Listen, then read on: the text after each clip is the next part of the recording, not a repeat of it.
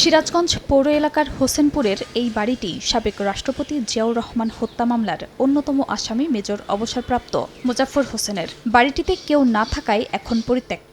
2024-এর 5 আগস্টের আগে মাঝে মধ্যেই মোজাফফর সিরাজগঞ্জ আসতেন বলে জানিয়েছেন জেলা বিএনপির নেতাকর্মীরা। এমনকি 2019 সালে সিরাজগঞ্জ পৌরসভার 150 বছর পূর্তি অনুষ্ঠানে তাকে সংবর্ধনা দেওয়া হয় বলেও জানান তারা। সুভেনিরেও তার ছবিও ছাপা হয়। সিরাজগঞ্জে নাগরিক সম্বর্ধনা দেওয়া হয় বিভিন্ন জনকে, তার মধ্যে মেজর মোজাফফরকে সম্বর্ধিত করা হয়। এই জিয়াউর রহমানের খুনিকে তৎকালীন মেয়র আব্দুর রব মুক্তা এই কাজটা করেছেন।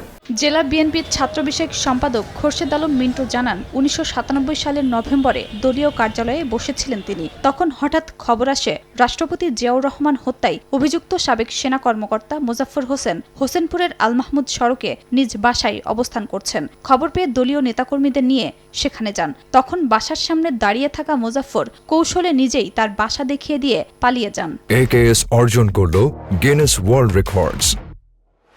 AKS আমরা সঙ্গে সঙ্গে পার্টির অফিস থেকে তাকে ধরার জন্য তার বাসার দিকে রওনা দিই। গিয়ে দেখি যে তার বাসার সামনে একজন মধ্যবয়স্ক লোক দাঁড়িয়ে আছে। তো ওনাকে আমরা জিজ্ঞাসা করলাম যে এখানে মুজাফফরের বাসাটা কোথায়।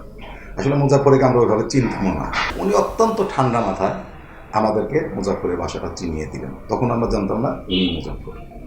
ওনার বাসায় গেলাম, ওনাকে অনেক খোঁজাখুঁজি করলাম এবং ওখানে উত্তেজিত জনতা তার বাসা তখন ভাঙচুর করে।